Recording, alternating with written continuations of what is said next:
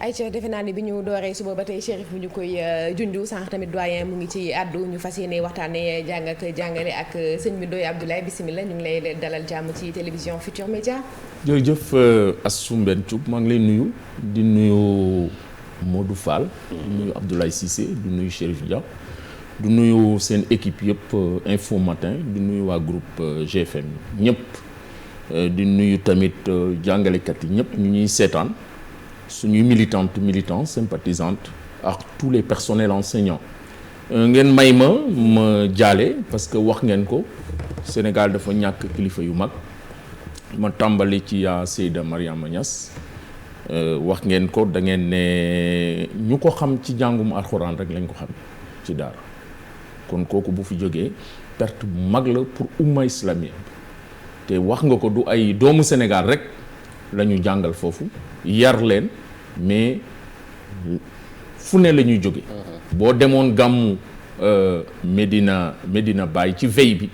nationalité bu nekk nga fay gis ñun dañ fa mës a demoon di ziar xalif bi ci veille bi mais national mauritanien Gambie nigérian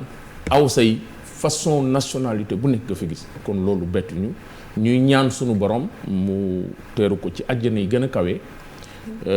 te yal na yàlla yokk leeram te tas ñu ci barkeem di ko jaal xalif général bu Niassène di ko jaal kilifa diine Niassène yëpp di ko jaal xalif général bu Léona Niassène di ko jaal umma islamien bi yëpp di jaal tamit waa Sénégal ci génnum àdduna général Mamadou Niang wax nga ko c'est un homme de consensus te loolu dafa am solo man j'ai eu la chance et l'honneur de travailler avec Abdoulaye Ly secrétaire général du PRA Sénégal on a même fait un ouvrage mu ne ma Thomas ma ne ko waaw mu ne ma àdduna buñ koy def na rafet ndax buñ koy nettali mu rafet ndax bés danañ toog nettali ko te ci nettali lañ toll fii kon moom tam ñu ngi koy ñaanal suñu borom mu yërëm ko jéggal ko te teeru ko ci àjjana yi gën a kawe nga wax Idrissa Diallo sama goro la soxnaam sama jarbaat la soxnaam maamam moo ma yar Ziguinchor soxnaam yaayam sama mag la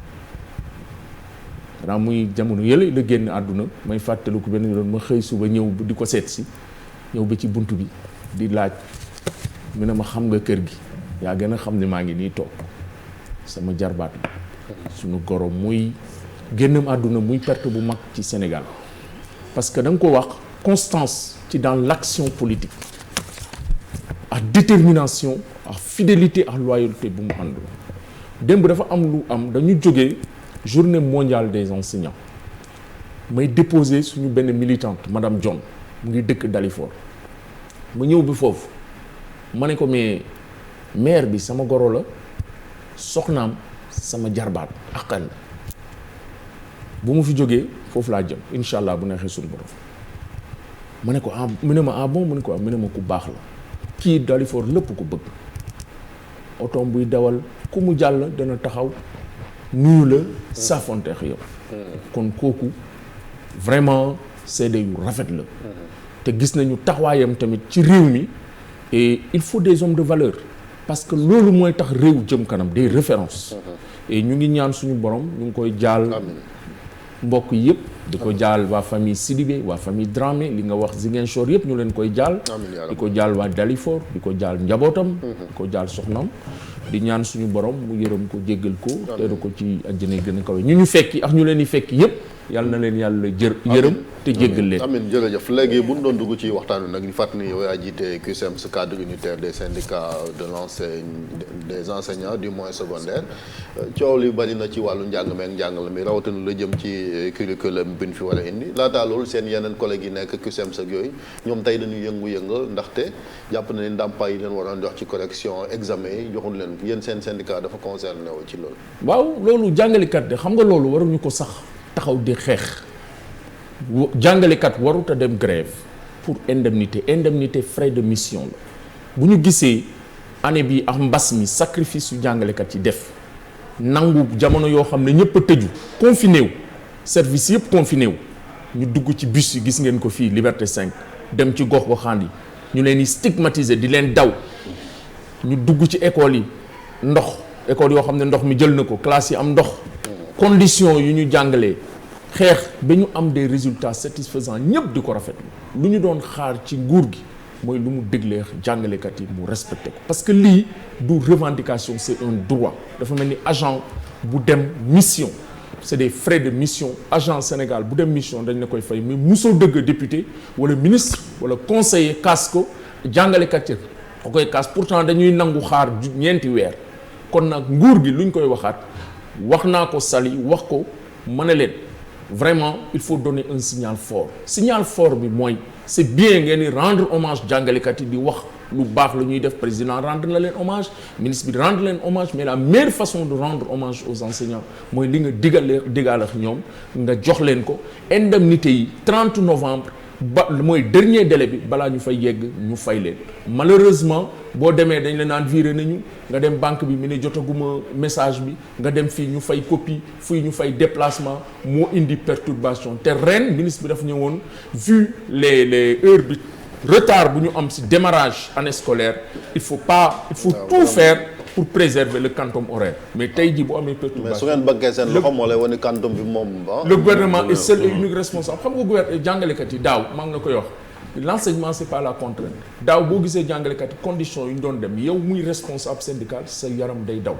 mais c'était un devoir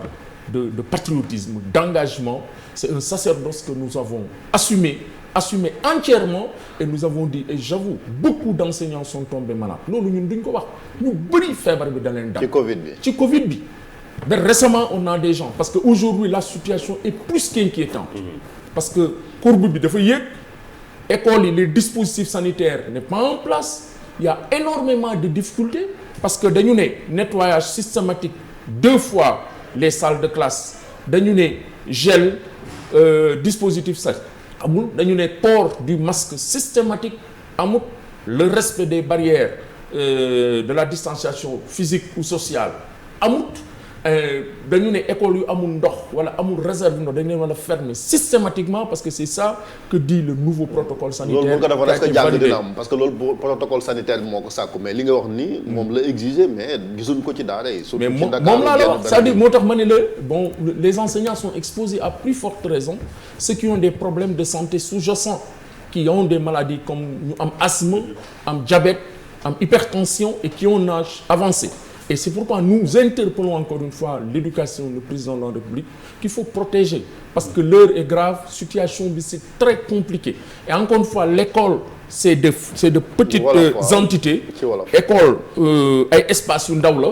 am ñu bari ñi fay ne. ay tout temps que ñu fay ne tout temps que dañuy dellu ci kër gi kon bés bu duggee ci école musiba day am moo tax dañu war a casser la chaîne de transmission en respectant en prenant toutes les dispositions nécessaires pour que feebar bi bañ a law ci biir école yi. balaa ñuy génn foofu juste année bi ñu prolongé ba mois d'août est-ce que concerté nañ leen ak est-ce que am nañ disposition yoo xam ne nii ci la ñuy accompagner enseignants yi. waaw bon ñun moom laa ñu wax xam nga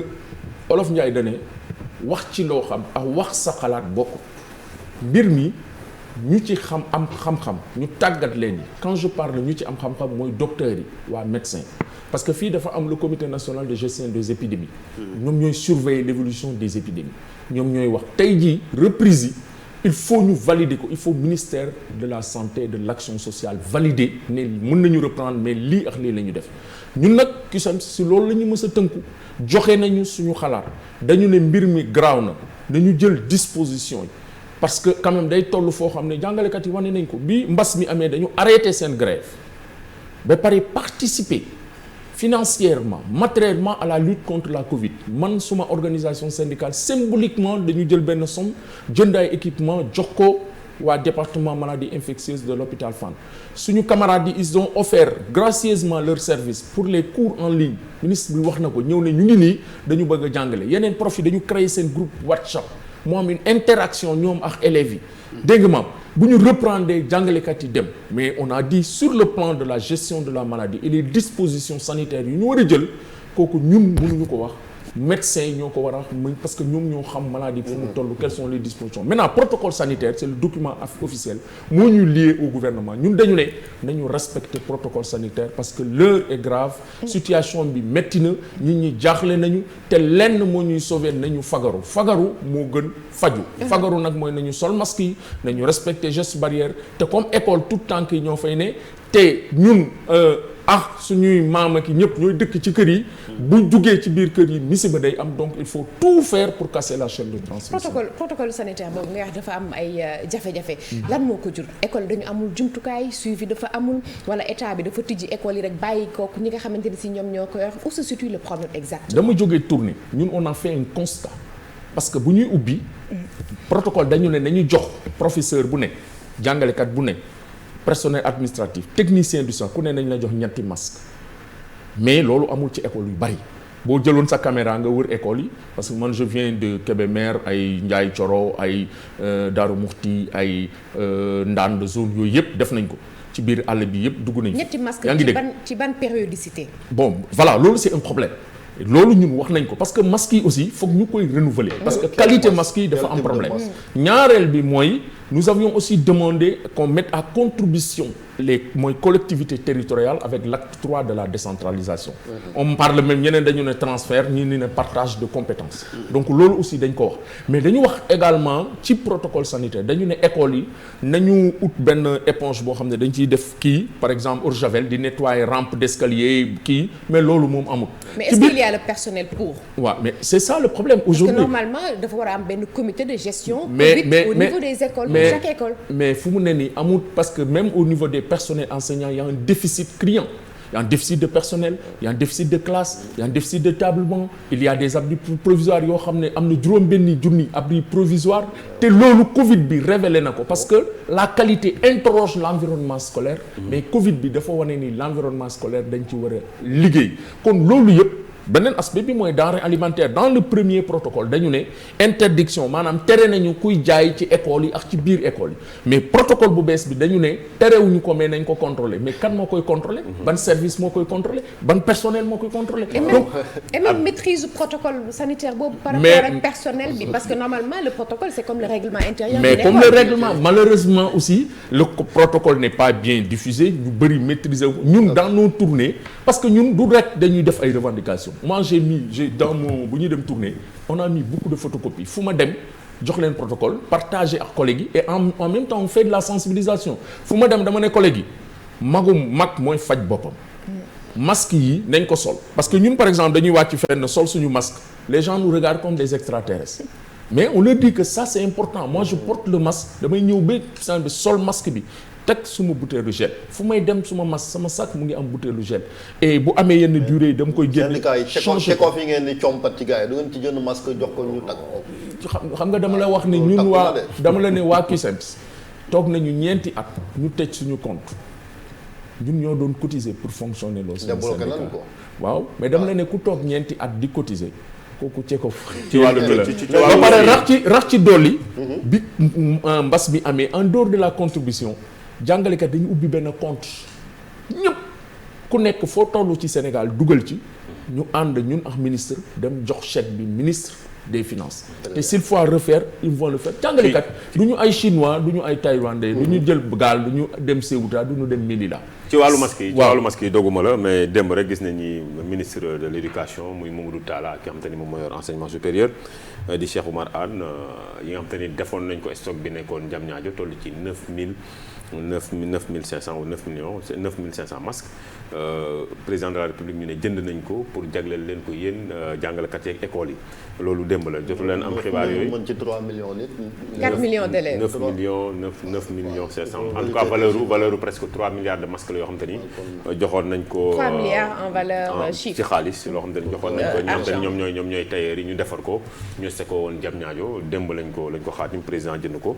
ndax yéen jot nañ leen jox information boobu ndax masques yi pour yéen ak école yi ak enseignants yi ka tax a jóg ñaareel bi moo di abri provisoire yi dama foogoon ni jéggi na Ndakaaru keroog bañ doxantoo ba Kër Ndiaye Lo fekk da nga foogoon ne ci biir réew mi rek maanaam génn na Ndakaaru maanaam ci biir réew mi la mais ba ñu doxantoo ba Kër Ndiaye Lo ñu ngi fépp gis nañ fa abri provisoire. très bien comme waxtu waa ngi bëgg ki ñu dugg nag ci débat bi mooy coow li bari na yow participé woon nga ci séminaire bi ne UNESCO moo ko amoon ak ay acteurs pour ñu xool curriculum bi nu koy xoolaatee dugal li naan éducation sexuelle ci li nga xamante ni moom mooy njàng mi ak njàngale mi netta la ñu doon lu mu demee. bon dama bëgg a wax ni d'abord lu tax ñun lu ñu fa yóbbu G7 mooy arrêté 17094 du 22 novembre 2016 bu ñu defee élection au niveau dans le secteur de l'éducation syndicat yëpp d'accord ci parents d'élèves yëpp d'accord ci acteurs yi d'accord ci gouvernement ñu ne table de négociation bi syndicat yi dañoo bari ñun ñëpp d'accord ñun sax ñoo doon ne est-ce que duñu xaar ñun waa CUSEMS si jamono yooyu dañu tëjoon suñu compte mais ñu organiser élection yi ñu ne nag syndicat bu am 10% yow yaay doon interlocuteur gouvernement yaay wax ci turu jàngalekat yi. jàngalekat yi yow la ñu fal. nu ñu demee foofu noonu la ñuy demee mouvement national mooy mutation des personnels enseignants foofu la ñu jógee. 7 syndicats yi la ñu convoqué ñu dem toog lu dul yoon ñu ne leen lii du yoon. noonu la ñuy demee mouvement régional.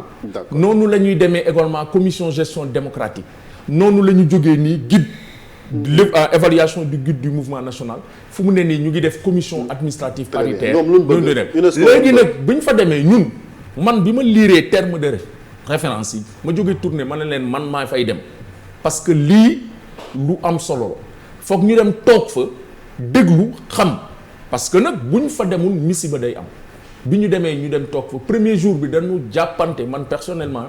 le consultant dama jàppante moom parce que très tôt bi ñu liiree terme de référence ñoom kii bi lu ñu wax ci atelier dañu ne revue restitution de la revue et de l'analyse de l'éducation à la santé sexuelle et reproductive loolu ci wolof mooy maanaam dafa am jàngat bu ñu def Sénégal ak Togo ci Togo ñaari réew yooyu ci affaire nu mu tudd éducation sexuelle ñu bëgg a xool nu ñu koy dugalee suñu curricula yi ak nu ñuy fexe bi dugal ko ci module de formation jàngalekat mais lu ci gën a doy waar mooy ni Sénégal am na benn programme bu ñu fiy jàng économie familiale da koy jàngale mooy la santé de la reproduction santé de la reproduction lu muy jàngale mooy maanaam grossesse yi mooy ëmb yi jafe-jafe yu ci jigéen yi di am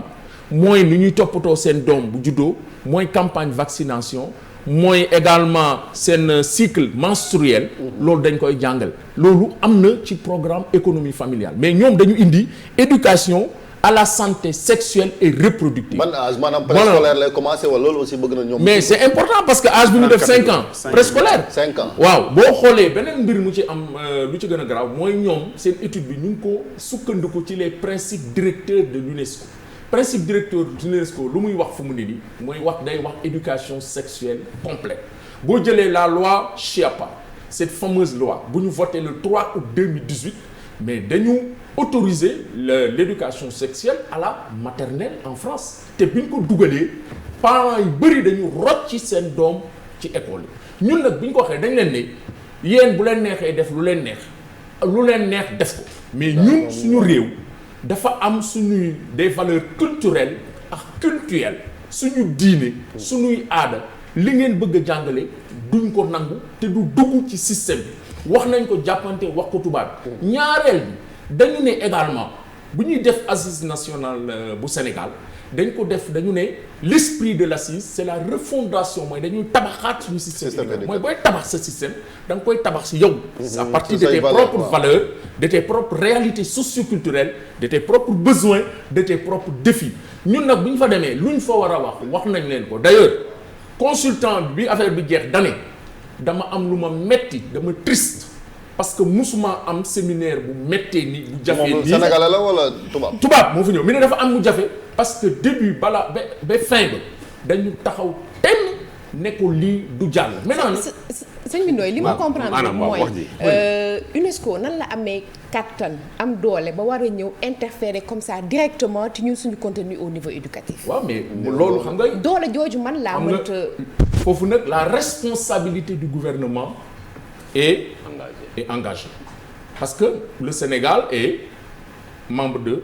l'UNESCO bul fàttali président Amadou Mokhtar Mbow quand on a voulu le reconduire américain dañ teg seen veto ne buñ ko reconduire ñoom ñu génn mais tey bu dee dañu bëgg a yàq suñu diine yàq suñu aada parce que l'école est une affaire de la communauté. Bien sûr. moo tax ñun à notre niveau en tant qu'organisation syndicale kii door la parce que bu leen fàttali daaw le rapport de Human Rights Watch man def naa ci émission ci plat RFI woo ma BBC woo ma xaw ma ñaata télé bu na ma ñu wax ma ne leen li ngeen di jéem du dem parce que luy raam ca ñàkk ba la jëm ñun nag dañu am suñuy diine am suñu gëm-gëm am suñuy aada loolu fu ñu ko waxee wax nañ ko parce que ñun foog nga dem boo demee nag ba dugg ci document bi lire ko ngay gis. ci leeral lan ci leeral bi mooy document bi mooy éducation c'est-à-dire orientation lu ñuy wax mooy dañu ne xam nga wax naa ko léegi. santé de la reproduction. ñu ngi koy jàngalee économie familiale. mais ñoom dañu ne éducation sexuelle maanaam xale bi parce que ñoom donc fu ñu basé mooy principe directeur UNESCO dafa ne xale am na sañ-sañ nu ko neex def ci yaramam. c'est-à-dire il peut tirer. maanaam c'est question genre waaw question orientation sexuelle. donc yooyu en filigrane duñ ko bind. loolu aussi c'est grave mu dem ñaari tur c'est-à-dire que du leer trop. mais boo jàngee borom xel. ñun xam nañ fu ñu jëm loolu yëpp ñun xam nañu nee nañ ne li ngeen di wax yëpp ñun soxlawu ñu xam nga ñun dañu am suñu diine am suñu aada ñun bu ñoo ñuy jàngal on a des valeurs intrinsèques yoo xam ne fondamentales duñ ko jàngee li ngeen bëgg a dugal am na nag réew yoo xam ne dugg na fa éducation sexuelle maanaam fexe xale bi maanaam bu am orientation même famille ni ñu ko définir ñu ko rek di diggante góor ak jigéen léegi famille dañ ko am yeneen définition yu ñu ko doon donc lu ñu wax maanaam jigéen ak jigéen mën nañoo bokk waaw jigéen ak jigéen mën nañu doon famille góor ak góor mën nañu am famille mën nañu adopté léegi ñun ci loolu la ñu wax ñaari tur yi mais mais ndax dëggal nga ni programme bu mel nii lañ dugaloon Mali ñoom imam di ko jóg xeex ko ba mu génn. non xam nga man gisuma programme du ma wax lu ma leer. imam di ko modification code de la famille. modification mais ñun lu ñu gis dañu ne parce que thème bi foog loolu nit ñi bàyyi ci xel dañu ne jàngat bu ñu def Sénégal ak Togo la pour xool éducation à la santé sexuelle et reproductive. ñu ngi koy dugalee suñu biir jàng ñun nag. dàq nañ ko. luy position ministère bi. Chérif non ministère mënul am beneen position. lu dul rejeter ko parce que ku fa toogalu ministère nee na ministre bi nee na. loo xam ne àndul ak suñu aada te loolu mooy yoon ndax aussi ministre bi ñu ngi koy interpeller sa responsabilité engagée. parce que ñun non dina ci tontu. xam nga lu tax mu war ci tontu affaire bi du mbiru syndicat rek. du mbiru jàngalekat. mbiru askan bi mbiru journaliste la mbiru askan bi la mbiru kilifa diine mbiru ñëpp la. sëñ bi Ndoye jërëjëf sëñ bi doyen ñu ngi jéggalu rek damay bañ après ñu dem réunion ñu indil may jafe-jafe dañuy dem allo présidence rek dellu si waat.